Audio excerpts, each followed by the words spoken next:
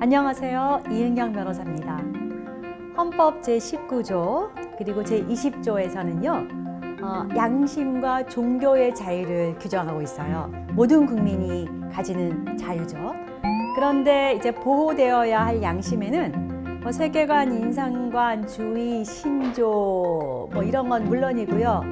여기에 이르지까지는 못하더라도 좀 이렇게 널리 개인의 인격 형성에 관계되는 내심, 즉 속 마음에 있어서의 가치적, 윤리적 판단도 포함된다고 볼 수 있습니다. 그럼 문제는요, 이런 양심이나 종교의 자유를 허용하는 범위가 어느 정도까지인가 하는 겁니다. 양심과 종교의 자유와 공공의 이익 중 어느 것이 더 중요할까요? 그러니까 오늘은 우리의 마음과 생각을 지킬 수 있는 양심과 종교의 자유에 관해서 본격적인 얘기를 좀 해보도록 하겠습니다.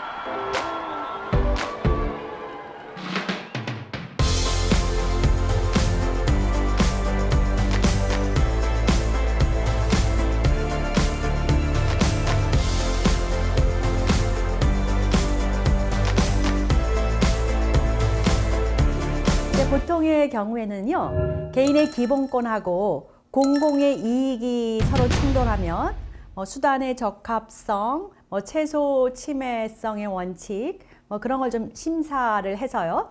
기본권이 공익을 이유로 어느 정도 양보를 해야 하는가, 이제 그런 걸 결정합니다. 예를 들면은요, 헌법 23조에서 이제 볼 수 있는데요. 국민의 재산권은 기본권으로서 당연히 이제 보장되지만 내용과 한계는 법률에 의해서 정해지고요. 또 공공의 필요에 의한 재산권의 수용, 사용, 제한 같은 게 이루어질 수 있습니다. 물론요, 그 절차는 적법해야 하고 또 정당한 보상이 당연히 이루어져야 합니다. 좀 쉽게 이해를 하려면 예를 들어서 어느 지역을 재개발하겠다고 결정하면서 토지 수용 같은 경우 생각해 보면 될 것 같아요. 수용을 당하는 주민들은 원하지 않게 거주의 자유를 잃게 되지만 공공의 이익을 위해서 적정한 보상을 받고 그곳을 떠나는 상황 같은 거, 그런 걸 좀 생각해 볼 수 있겠죠. 그렇지만요, 이 양심이나 종교의 자유를 이렇게 저울의 한쪽에 올려놓고 반대쪽에 공공의 이익을 올려놓아서 어느 쪽이 더 중요한가를 저울질 해보는 일? 그러니까 양심을 상대적인 관점에서 비교하는 것은 이게 좀 본질적으로 양심의 자유와는 부합될 수가 없는 거죠. 만약 이 양심이라는 것이 공익에 부합하는 상태로 축소되거나 그 내용에 있어서 왜곡이나 굴절된다면 그건 이미 양심이 아니잖아요. 그래서 양심의 자유의 경우에는 단지 이제 양심에 반해서 억지로 무언가를 해야 한다거나 자기죠. 반대로 양심에 따라서 행동할 수 없게, 그러니까 부작이죠. 법 질서에 의해 강요를 받고 있는 게 있느냐 없느냐, 그런 걸 결정하는 문제가 있을 뿐입니다. 또 양심의 자유는요, 양심을 형성하는 자유와 양심적 결정의 자유 같은 내심적 자유뿐만이 아니라 이 양심적 결정을 외부로 표현하고 실현할 수 있는 양심 실현의 자유도 포함한다고 할 수 있어요. 이것은요, 종교의 자유에도 동일하게 적용됩니다. 종교의 자유 속에는 내 자신이 원하는 대상을 마음으로 믿을 수 있는 자유뿐 아니라 또 종교적 신앙에 따라서 살아갈 수 있는 자유도 포함되는 거죠.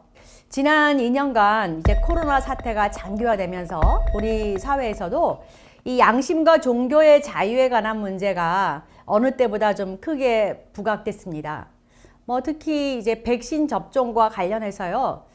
백신 패스는 이건 최근에 기본권 침해 관련해서 법원 판결도 있었잖아요. 또 백신 여권 등을 도입하겠다 이런 등등 정부 정책과 관련해서 백신을 접종하지 않겠다는 사람들, 그리고 백신을 우리 모두가 반드시 접종해야 한다 그렇게 주장하는 사람들 사이에 좀 대립과 갈등이 생겨났죠. 백신 접종을 이제 거부하는 사람들은 백신을 맞고 안 맞고는 개인의 양심에 따라서 선택할 수 있는 기본권이다. 이런 양심의 자유를 침해해서 강제로 백신을 맞게 해서는 안 된다. 뭐 그렇게 주장을 합니다. 그러나 또 다른 한편에서는 공중보건의 위기 상황 속에서 이제 백신 미접종자에게 불이익을 주는 정책은 공익이 기본권에 우선하는 경우에 해당한다. 그렇게 주장하는 의견이 좀 팽팽하게 이제 맞서고 있지요. 백신 접종을 실질적으로 좀 강제하는 정부 정책에 반대하는 사람들은요, 정부 역할은 정확하고 투명한 의학 정보를 국민에게 제공해서 국민 개개인이 내 자신의 안전을 위해서 백신을 맞는 게 좋을지 아니면 백신을 접종하지 않고 자연 면역으로 견뎌내는 게 나을지에 대한 이 선택지, 그걸 주는 것에서 그쳐야 된다. 이렇게 생각을 합니다.